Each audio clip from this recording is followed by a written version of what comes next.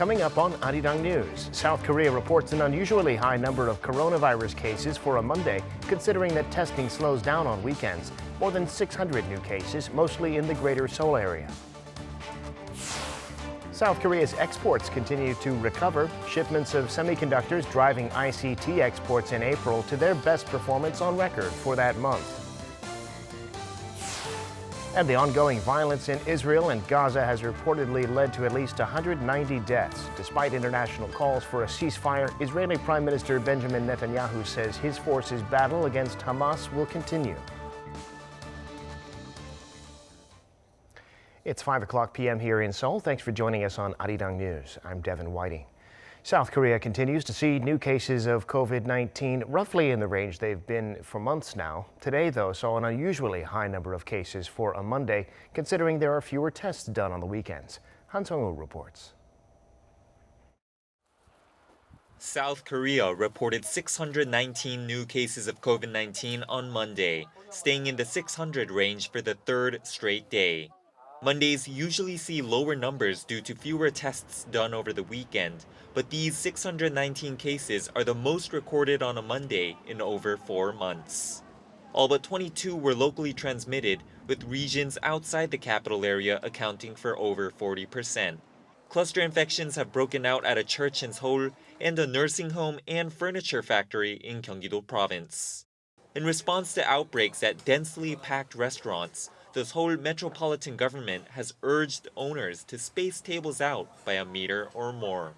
At least 22 people have been infected at an army base in Gangwon-do province, while a recent outbreak among foreign workers in the same province is now being linked to nearly 100 cases.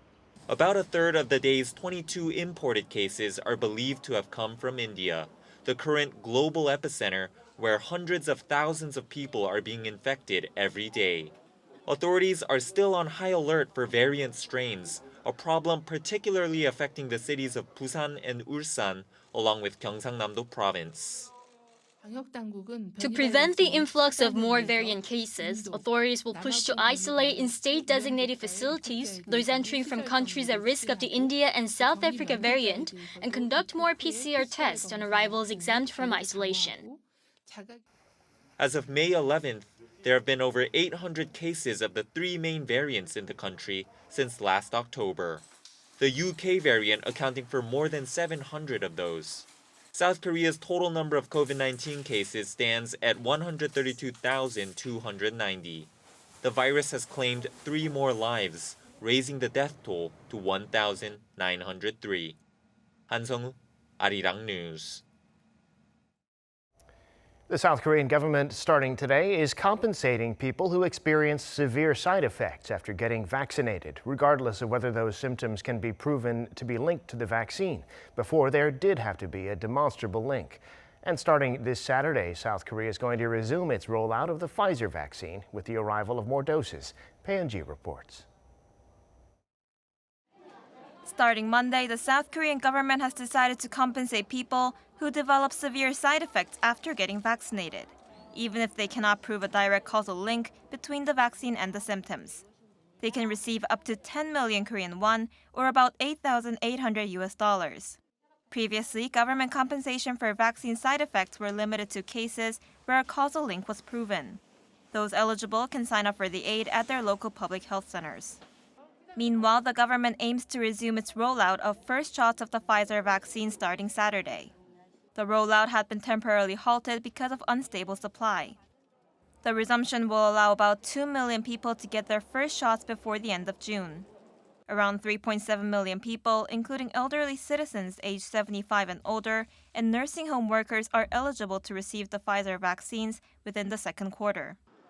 Also, more Pfizer doses are expected to arrive on Wednesday. The country has received shipments of around 430,000 doses on the past 2 Wednesdays and will get another shipment next Wednesday.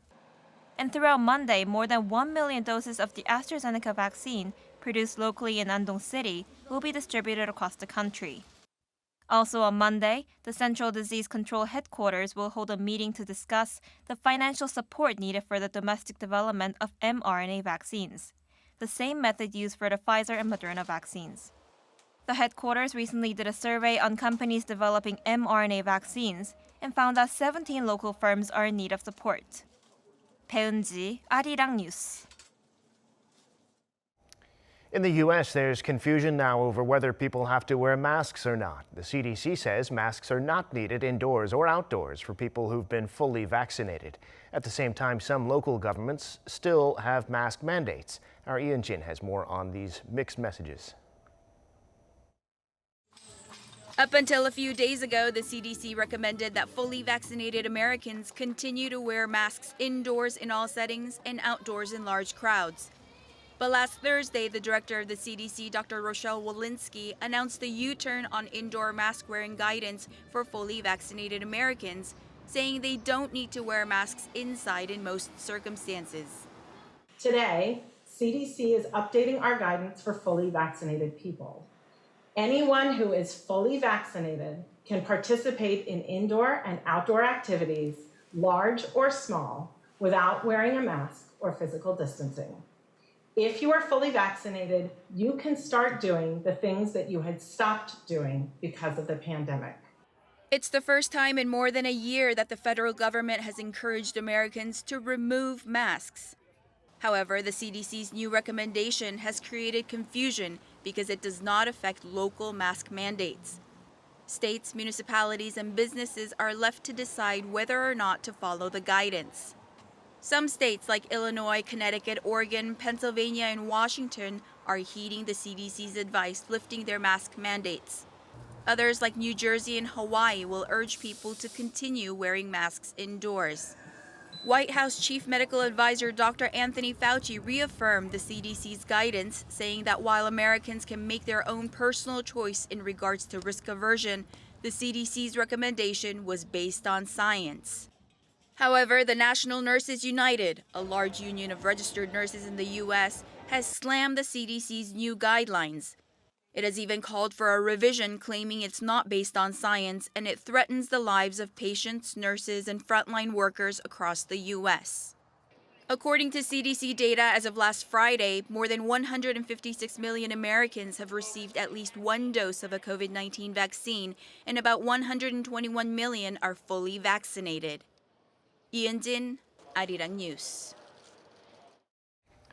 According to the Economist magazine, the number of deaths from COVID-19 worldwide is not the widely reported 3 million, but somewhere between 7 and 13 million. It says its modeling shows that the official global death toll represents at best under half the real number and at worst only about a quarter. The official number of deaths in Africa, for one, it says, are significantly underestimated since it doesn't include those who died at home. The model is based on excess deaths, which is the difference between observed numbers of deaths and the usual or expected numbers.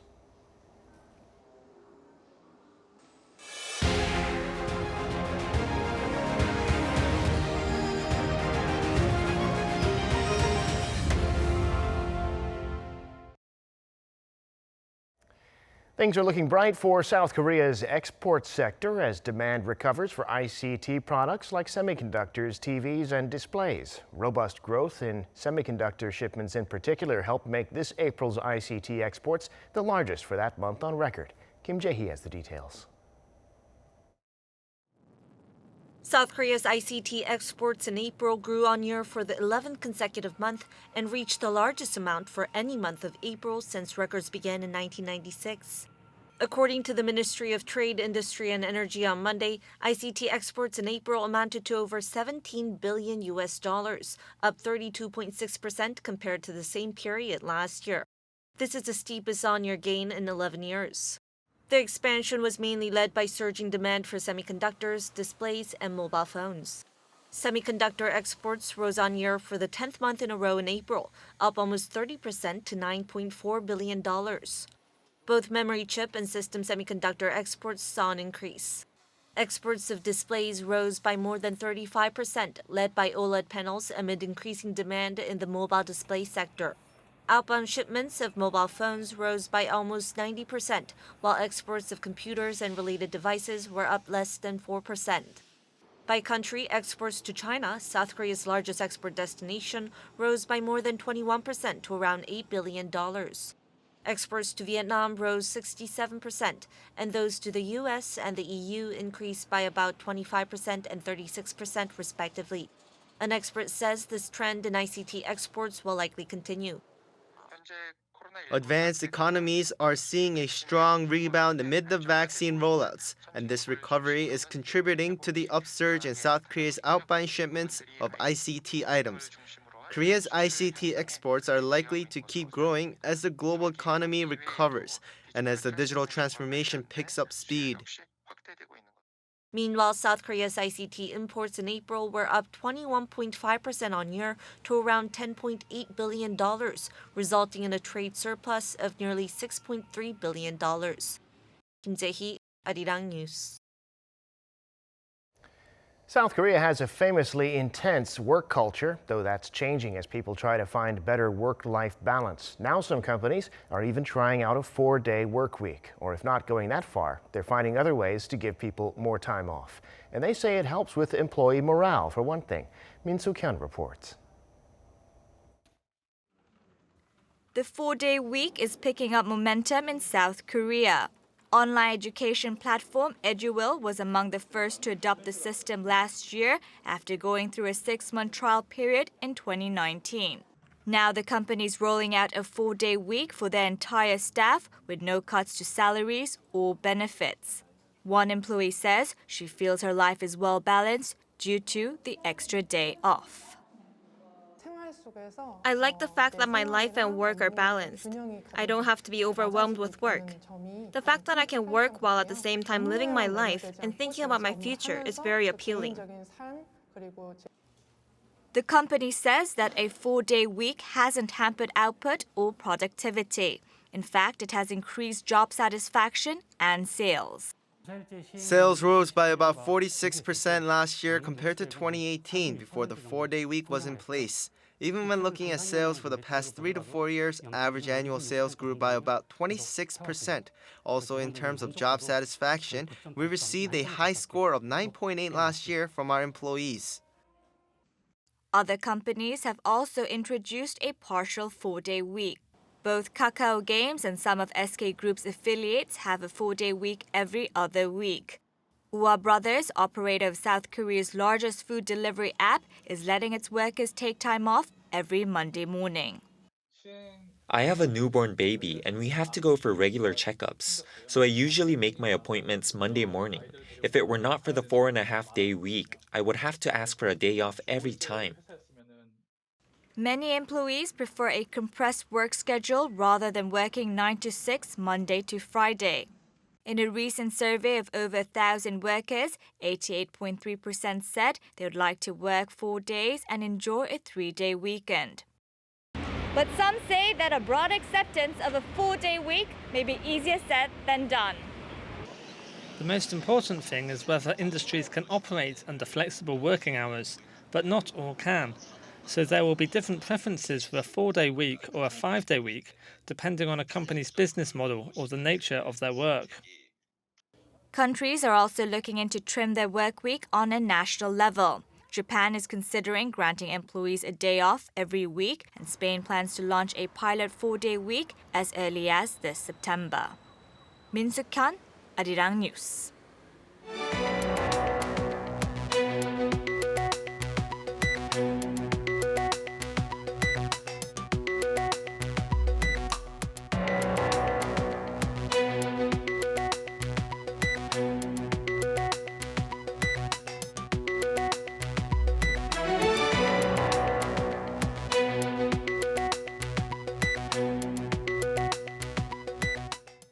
Time now for an in-depth look at the market news this afternoon, and for that I'm joined on the line by Dr. Young Jun-sok, Professor of Economics at the Catholic University of Korea. Professor Young, good afternoon. Thanks for coming on today. Happy to be here. Well, stocks in New York ended last Friday with a nice bounce back after a week of declines. All three of the main indices closing higher for the day, but still lower for the week. What's the story in the global markets and your outlook for the days ahead? Okay, well, the U.S. market did have the worst week since February. They had a major drop on Monday through Wednesday last week. Dow Jones fell by about 1,200 points. S&P fell by about 4%. NASDAQ fell by about 5% in those 3 days, but it did make a comeback toward the end of the week. So overall for the week, Dow and Jones and S&P dropped about 1%, and NASDAQ dropped about minus 2.3%. And the reason for this drop was basically April's inflation figures caught everybody by surprise. Dow Jones surveyed economists expected about 3.6%, but what we actually got was 4.2%. Now, even though the figures were much larger than expected, if you go beyond the surface numbers, it's surprising that the stock market reacted so much. If you look at the components of the price index,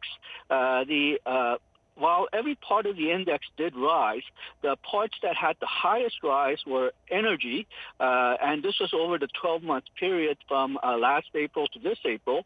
But if you just look at the April figures, the energy price rise actually fell. So they were reacting to past price increases.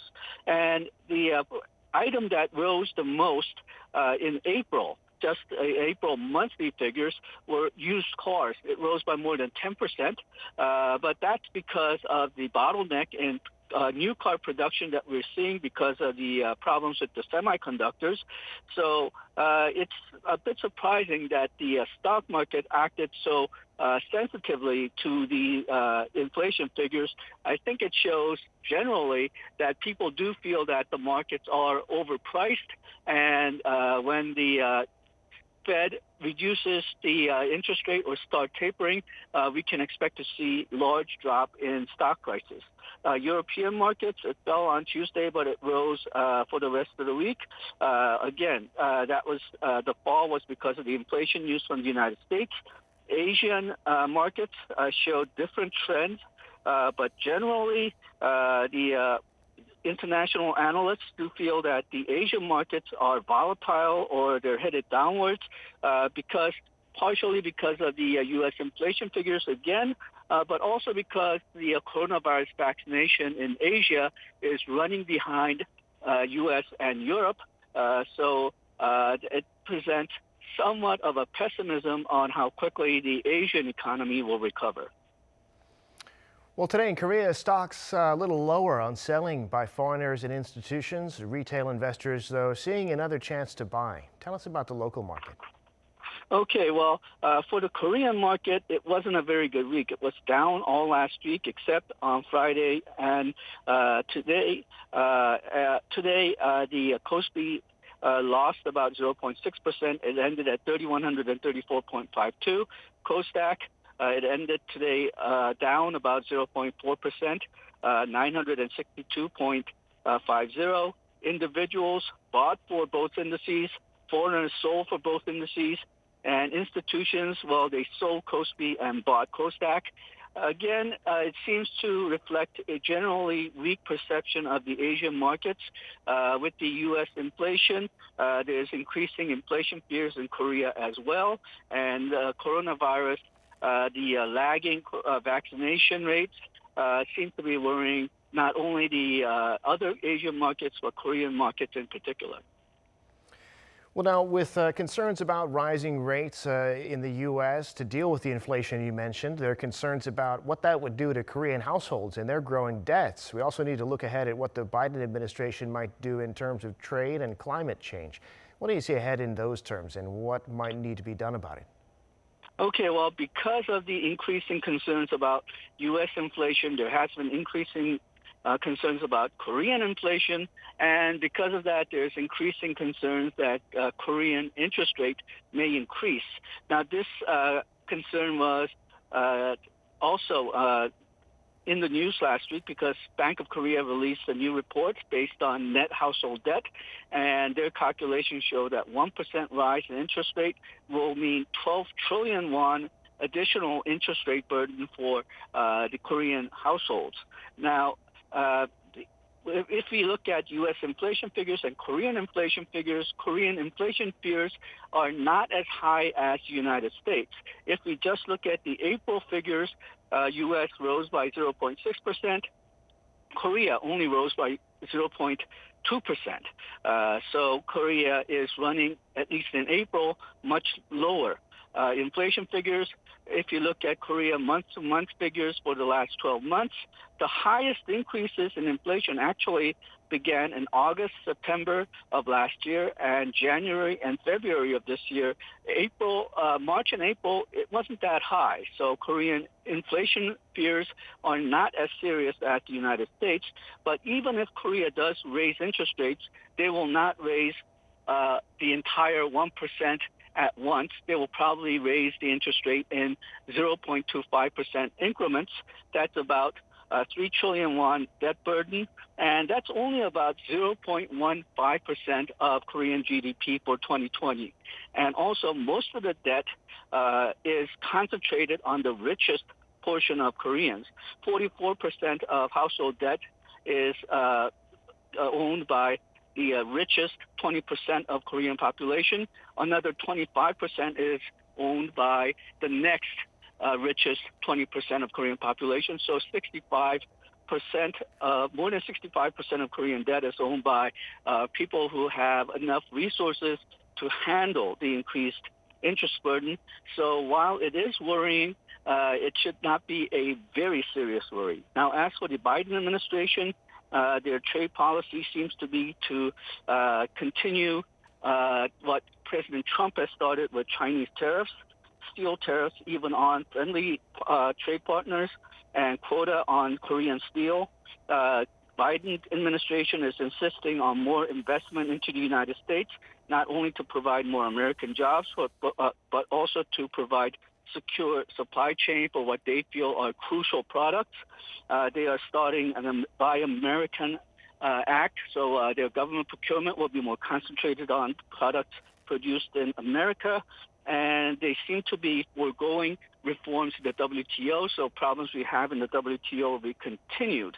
Now, one of the reasons why we're seeing this is that President Biden really cannot afford to go more free trade because the Democratic Party in the United States has such a narrow lead over the Republicans that I think if President Biden does introduce more free trade policies, he may lose a block of voters, which means that during the midterm elections for the United States next year, as well as the presidential elections that they will have 3 years from now, the Republicans may be able to come back into power, and the Democrats obviously don't want that. So we may be seeing this type of restricted trade policies at least until the next presidential elections in the U.S.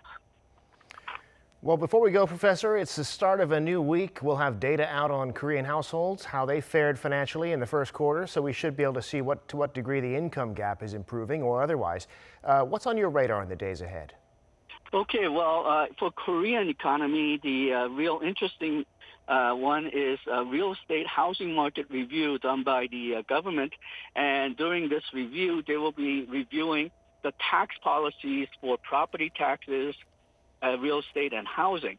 And there has been a lot of arguments, even within the ruling party, on whether they should lower the property taxes or maintain it as is. And right now, the argument is so tight that I don't really know which way it'll go. So this will be really interesting to see. In terms of foreign numbers, well, not really that many interesting numbers coming out this week, but the FOMC meeting, the Fed monetary policy minutes for the last meeting will be coming out on Wednesday, and we'll be able to see how the Fed members, FOMC members, interpret the latest figures for U.S. and global economy, and whether we'll see inflation and whether we see a recovery in the near future.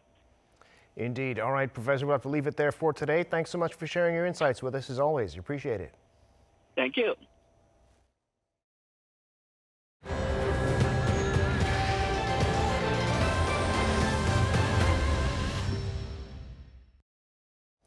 The violence in Israel and Gaza that started a week ago has now reportedly killed at least 190 people. Despite international efforts to broker a ceasefire, Israel's prime minister says the battle goes on. Kim Hyo-sun has this report. Israeli strikes in Gaza City flattened 3 buildings and killed 42 more people on Sunday alone, marking one of the deadliest days so far in the week-long conflict. Citing Palestinian officials, Reuters reports at least 190 people have been killed over the past week in Gaza, with another 1,100 wounded. It added Israel reports 10 Israelis have been killed and at least 560 have been injured. On Sunday, Israeli airstrikes hit the HQ of Hamas political wing in a densely populated residential area. Israel has been targeting a number of tall offices and residential buildings in Gaza, saying they contain Hamas military infrastructure. Among them was a building also housing Associated Press journalists. Following the attack, Israel's prime minister explained Israel has received backup from the U.S. and hinted its fight will continue. Our battle against the terror organization continues in full force. We are charging very heavy prices from Hamas for their unbearable aggression. The Israel Defense Forces carried out attacks on more than 1,500 targets during the last days. This comes amid international efforts to halt violence. The UN Security Council met Sunday to discuss the situation, calling for an end to the conflict as well as the resumption of peace talks. The senseless cycle of bloodshed, terror and destruction must stop immediately. All parties must respect international humanitarian law and international human rights law. The status quo at the holy sites must be upheld and respected. Pointing out that the UN Security Council was not able to reach consensus, China's representative said all members need to take necessary efforts to safeguard peace and security in the region. Kim Hye-sun, Arirang News. And that brings us to the end of this newscast. Thank you for watching. More live news coming your way at 7 p.m. Korea time.